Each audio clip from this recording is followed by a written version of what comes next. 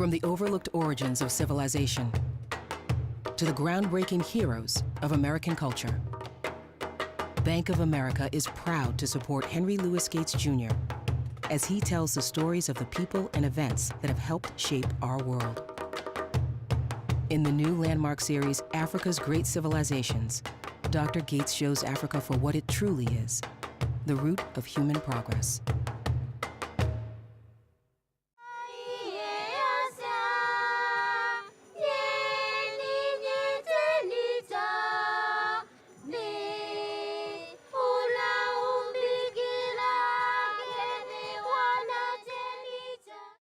From building your family tree to learning your full ethnicity and revealing ancestors you never knew you had, Ancestry helps you connect to your unique story. We all come from such different backgrounds that you never know.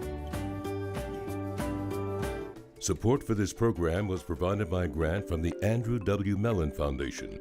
Additional funding was provided by the Ford Foundation, working with visionaries on the front lines of social change worldwide, by the Alfred P. Sloan Foundation program to enhance public understanding of science, technology, and economics, by the Gilder Foundation, by the Corporation for Public Broadcasting, and by contributions to this PBS station from viewers like you. Thank you. Between the 1st and the 12th centuries AD, extraordinary events happened in Africa. Events that transformed not just the history of the continent, but the history of the world.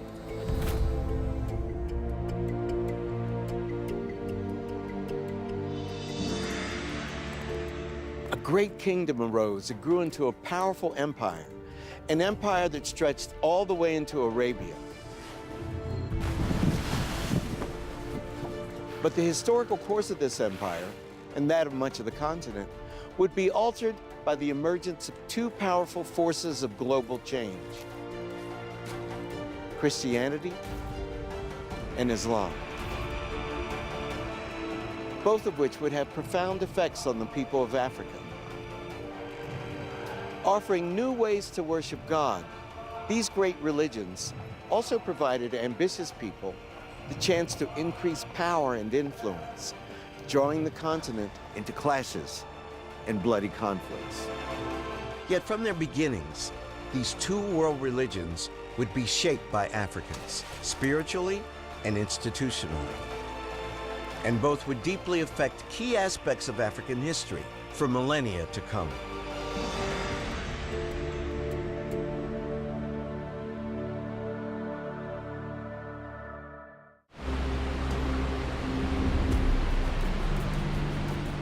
The Horn of Africa, where the Red Sea meets the Arabian Sea. Here, a bridge of salt water connects the African continent with the Middle East. The ancient Egyptians sailed down this inlet to trade with their southern neighbors in the kingdoms of Punt and Kush. Greeks and Romans, Persians and Byzantines would follow, eager to acquire the luxury goods that had fired the imagination of Egyptian pharaohs. Africans and Europeans have been trading on the east coast of Africa for at least 2,000 years. This book, written in Greek in the 1st century AD and called The Periplus of the Erythraean Sea, describes a key African port on the Red Sea, and it's called Agilis. The Periplus of the Erythraean Sea is one of the most remarkable texts surviving from the Roman Empire, a TripAdvisor guide written by an enterprising Greek merchant. It describes the ports and trading partners he encountered along the Red Sea. Agilis was the maritime gateway to an African kingdom that would become one of the most powerful in the ancient world, Aksum. The great Persian religious leader Mani described Aksum as one of the 4 great empires, a peer with Rome, Persia, and China. At its height, it dominated the whole of the Horn of Africa and stretched across the Red Sea deep into southern Arabia. Imports flowed into Agilis: copper and bronze goods, silver, gold, olive oil, and wine. with ivory, rhinoceros horn, and even turtle shell going the other way. This control over Ogelus that makes Aksum rich, providing a gateway between the interior of Africa and ports on the Red Sea and the Indian Ocean. The Periplus includes a colorful account of one Aksumite king, Zakala, who reigned in the middle of the 1st century AD. His Greek trading partner describes him somewhat enviously as miserly in his ways, but otherwise upright. Aksum grew wealthy through stiff tariffs on trade through its port at Odelus, while inland, fertile soil nourished by 2 rainy seasons yielded bumper crops annually. In the center of the city of Aksum, once the capital of this stunning empire, stand some of the most remarkable monuments of the ancient world. These large vertical phallic symbols were erected in honor of the glory of the king. Under solid blocks of syenite, the king's body was laid to rest. This park is a memorial ground of a civilization. Over 100 stelae erected between the 3rd and 4th centuries AD as grave markers for Aksum's elite. They're taller than any other monoliths crafted in the ancient world. I asked Dr. Ababal Gela to explain to me how architecture on this scale could have been created back then. Ababal, how in the world did they move this huge slab here from another place? They brought these stones from a distance of 5 kilometers to the west. As one big unit. As one big unit. This fragmented column, estimated to weigh 700 tons, is one of the largest single pieces of stone ever carved by sculptors. Scholars believe that it buckled as it was being erected. The carving process, they definitely used chiseling. So they must have used iron chisels. So the artwork took place right where it would be erected. So the carving might have taken probably 10 years, 9 years. 10 years. Yeah. How long did it take to move it from the quarry? Probably they can drag it a distance of 10 yards or 15 yards a day. That might have also taken them about 3 years. Do we know for whom this stela was created? We don't know certainly, but if we see fragmentary historical sources, and then some evidences from archaeological excavations that are made at different times in this area, this stele seems to be made for Al-Ameda. Al-Ameda the first. And when did he live? The second half of the 3rd century. King Al-Almeida, also known as Usanus, ruled during the golden age of Aksum. Gold coins embossed with his face and name and inscribed in Greek were recently unearthed in India, 2,000 miles away.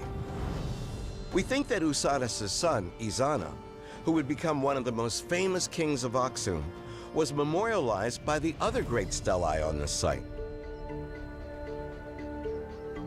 A network of chambers lie buried beneath these towers. Ababal, this is amazing. Look at those shafts of light. Yeah. Now, what was in the chambers on the right as opposed to the chambers on These are tombs of kings. So on this side, they deposit the body of the king, and then on this side, they deposit the valuables of the kings. Not like in Egyptian pyramids when they would bury the king with his possessions. Here they put the possessions here and the body there. Yeah, the body and the possessions in different directions. 90% of ancient Aksum remains unexcavated beneath the city's modern buildings, but sculptural reliefs on the stelae are signs of its grandeur. As you look up the stelae, you see story after story of windows. There's even door frames with handles, which you could open if you had the right kind of power. This was a city of 20,000 people.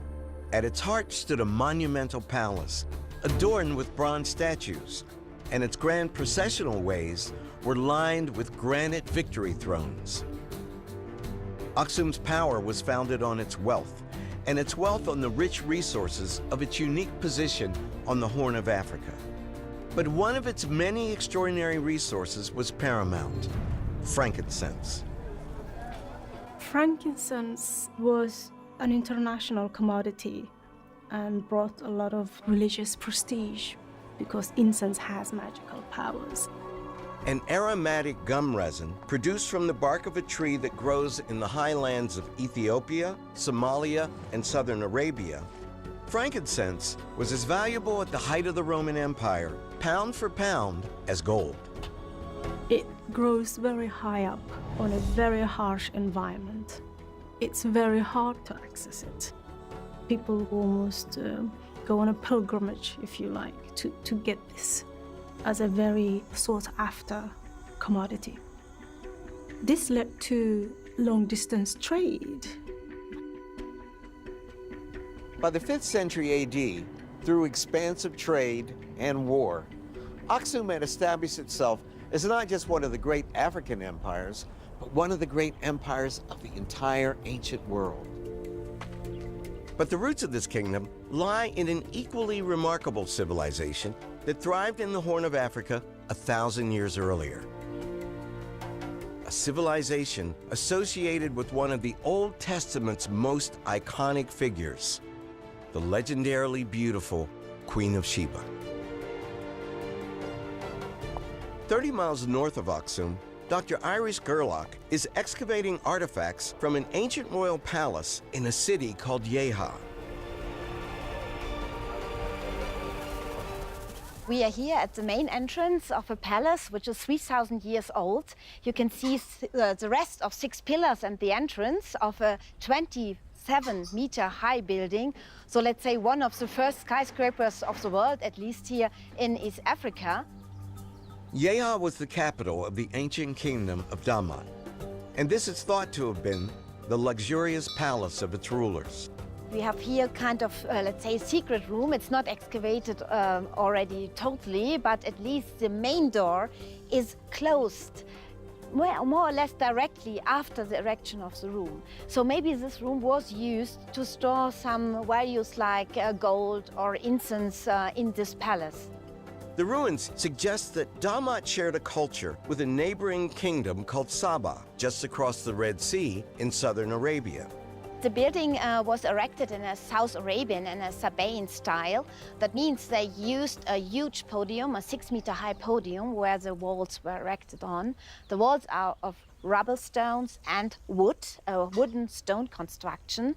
This was the reason because they would like to erect a very high building, so the walls should not be too heavy.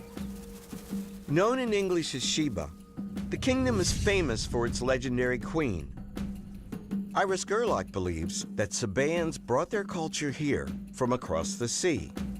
Some group of Sabaeans, they came to this area and they erected this kind of palace, 800 BC. They settled here, had a kind of community with a lot of sites. And Yeha is the capital of this community. While some scholars see Yeha as an offshoot of Saba, others argue that Damat's kings actually hired or imported Sabaean architects to build their palaces, and in fact, ruled Saba at the time. For centuries, these kingdoms had a symbiotic relationship, sharing religious beliefs and culture. Near the palace stands one of the oldest stone structures in Africa, the Great Temple of the Moon. Built in the 5th century BC, about the same time as the Parthenon in ancient Greece, it's the most enduring testimony we have of pre-Christian beliefs in the Horn of Africa. We know a little bit about what happened in the Temple of Yeha because of fragments of altars and inscriptions that archaeologists have found in the temple. These include small basins with carved out tops that we believe incense was burned in, as well as stylized carvings of ibexes, which are a kind of horned animal. These engravings of the crescent moon, carved in stone, are symbols of the god Almaka. The main inscription at the Temple of the Moon in Yeha does say it's dedicated to the god Almaka, who's the chief god of the kingdom of Saba in Yemen. So there obviously is a shared worship. Over time, the gods worshipped at Yeha migrated, becoming the gods worshipped in Aksum.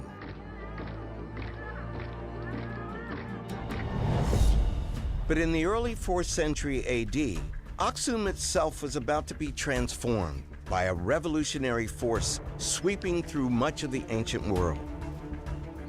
A new religion was fundamentally changing established forms of worship throughout the northeast of the African continent, and it was changing the course of world history in the process. The religion would be known as Christianity. Today, there are some 500 million practicing Christians in Africa. And many of us would assume that Christianity came to the continent with European colonialism. Nothing could be further from the truth. Christianity took root on the African continent as quickly as it did in the Middle East.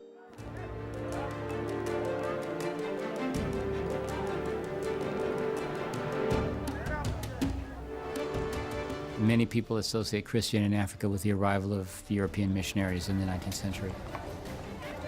But here in the northeastern corner of Africa, Christianity is as ancient as it is anywhere in the world. Africa's in the foundations. Barely a decade after the time of Jesus, Christian communities had established themselves in Alexandria in northern Egypt. Alexandria was an economic focal point. It was bustling. A lot of the cultural and religious innovations lived in these towns like Alexandria rather than in Jerusalem.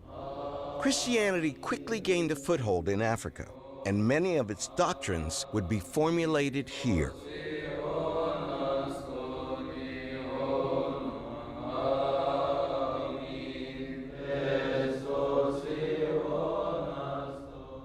In many ways, Africa in the Mediterranean world was incredibly important for theology. So the main theologians weren't sitting in Rome.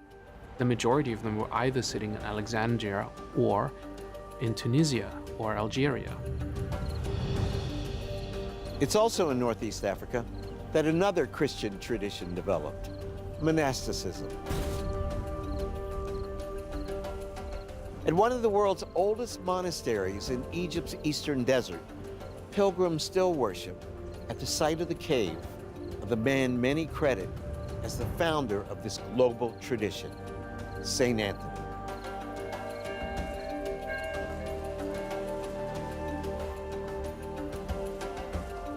Egypt is the cradle of monasticism in many ways.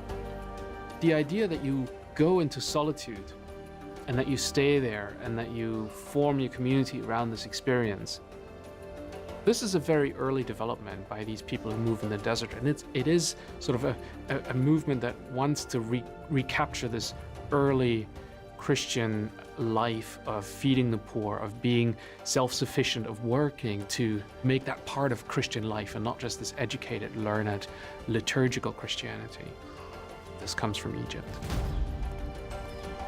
The monastery becomes a kind of wellspring for teaching, for thinking, for religious engagement, but also for holding and preserving the key tenets of the faith. By the beginning of the 4th century, the new faith had grown from a small persecuted sect to one of the most dominant religions within the Roman Empire. And now, in what is today Ethiopia, the powerful kingdom of Aksum itself was about to undergo a profound religious conversion. And this momentous transformation began not as it usually does among the people, but at the very apex of Aksum society. Because one of the first converts in the entire kingdom would be the king. King Ezana would become one of the most celebrated leaders in African history, not only for his imperial adventures, but because of a personal decision that would change the course of Ethiopia's history, and in some ways, the history of Christianity itself. Ezana became popular after his reign. And most of the people in Aksum and other places, they give Ezana a special place in Aksumite history because of his conversion to Christianity.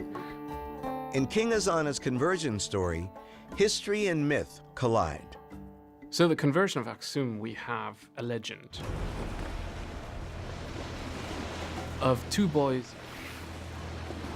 Frumentius and Aedesius are their names.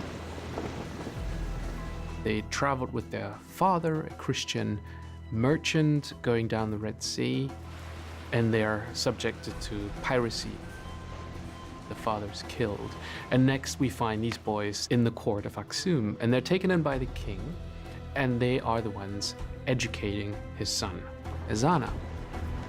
According to one recounting, Frumentius and his brother were Syrian Christians, traveling back from India in the early 4th century AD. His passion for his religion was so compelling, the story goes, that young King Ezana decided to embrace this new religion as his own. In the story, we have a lot of truths embedded. The first one being, Aksum wasn't on the outskirts of the world.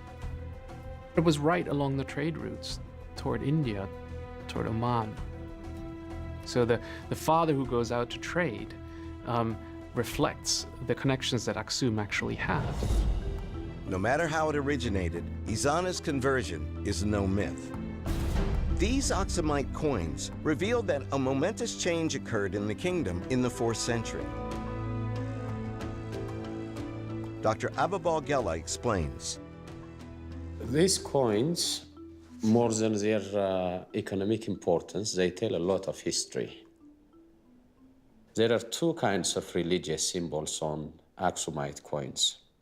The earlier ones, they have the symbol of a crescent and a disc. So the crescent, it symbolizes the moon god Almaka. And then the disc symbolizes the sun god Shamash. These gods had been piously worshipped in the great temple of Yeha and across the Horn of Africa and southern Arabia for over 1,000 years. But during Ezana's reign, around 350 AD, the design of Aksum's coinage dramatically changed, becoming the first coins in the world to bear a Christian symbol. Those coins of Ezana that were minted after